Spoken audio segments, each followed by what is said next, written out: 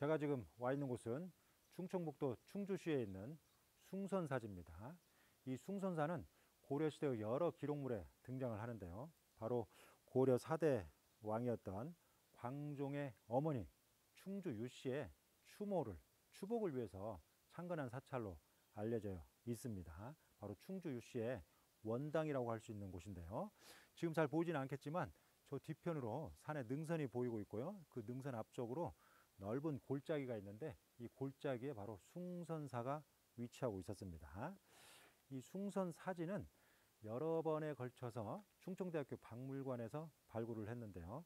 당시 가람의 규모랄지 그 다음에 연역을 알 수 있는 많은 유물들이 출토가 되었고, 특히 많은 유물 중에 왕실과 밀접한 관련 속에서 사찰이 법등을 이었음을 알 수 있는 중요한 유물들이 발견이 되었습니다.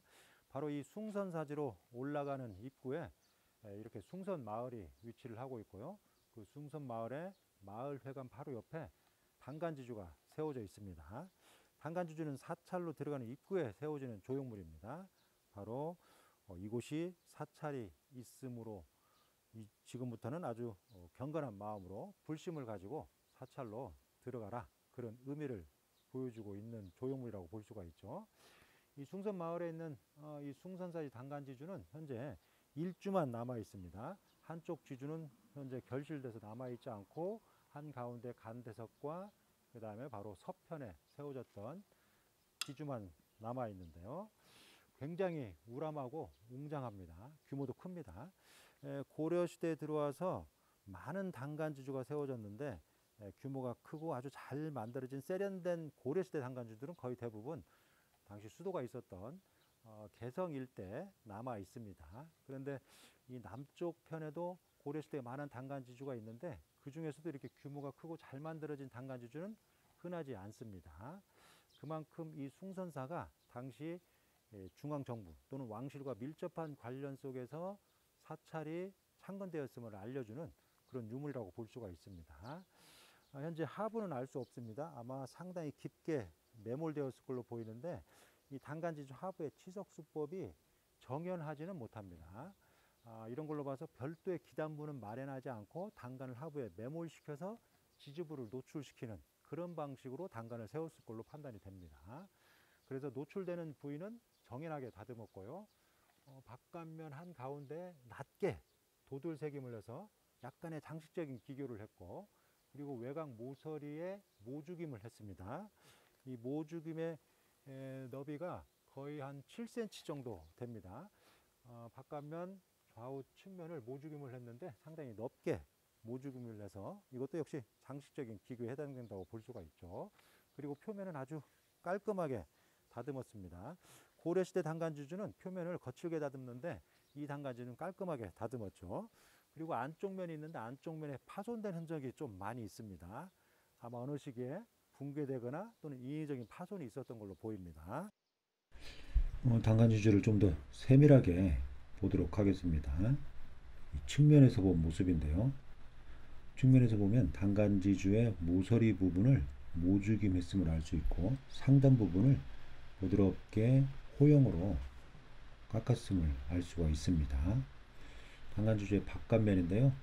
한 가운데에 세로로 길게 뭔가 도들들을 주었죠.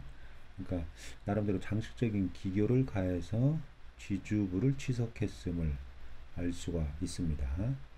상당히 규모가 크고 웅장하지만 나름대로 세련된 치석수법을 적용을 했음을 알 수가 있습니다. 해석하기도 현재 동쪽 지주는 남아있지 않은데요. 전하는 바에 의하면 이 동쪽 지주는 일제강점기 때 마을 입구에 저수지를 만들면서 교량에 활용했다고 전해집니다. 나중에 기회가 되면 찾으면 좋을 것 같습니다. 지주부의 하부 모습인데요. 거칠게 다듬었죠. 아직도 정자국이 그대로 남아 있습니다. 아마 하부 쪽으로 깊게 매몰되어 있을 걸로 보이는데요. 지주 하부가 거칠게 다듬어진 걸로 봐서 별도의 기단부는 마련되지 않았던 걸로 보입니다. 지금 보시면 지주부 바깥면 외곽 모서리를 일정한 너비로 모죽임을 했음을 알 수가 있죠. 그러니까 일정한 너비로 깎아서 날카롭지 않게 부드럽게 보이도록 했음을 알 수가 있습니다.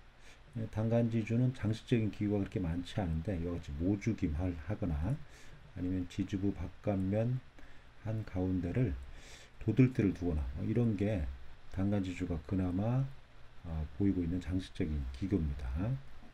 안쪽 면에 파손된 흔적도 많이 있습니다. 그리고 사각형으로 간구가 마련되었는데 그렇게 크지는 않죠. 그러니까 지주부 전체적인 규모에 비해서는 아주 작게 마련이 되어 있습니다. 대신 지주부 상부에 안쪽 면 꼭대기에 보시면 사각형으로 간구가 마련되어 있는데 상당히 간구는 크게 마련되었죠. 아마 간구가 단간을 견고하게 지탱을 했던 걸로 보입니다. 그리고 아마 지주 위쪽으로 상당히 높게 단간이 세워졌을 걸로 보입니다. 이 숭선사지 단간지주는 고려시대 때 지방에 건립된 단간지주지만 보시는 것처럼 통일신라시대 단간지주 못지않게 표면을 아주 깔끔하고 정연하게 다듬었습니다. 일반적으로 고려시대에는 표면에 정자국이 남아있거나 거칠게 다듬어지는데 고려시대 단간지주는 상당히 잘 만들어진 그런 단간지주라고 할 수 있습니다. 그리고 간대석인데요. 사각형 대석 위에 좌우에 사각형 구멍이 시공이 되어 있죠. 아주 독특합니다. 아마도 구멍을 활용해서 단간을 세웠던 걸로 보이는데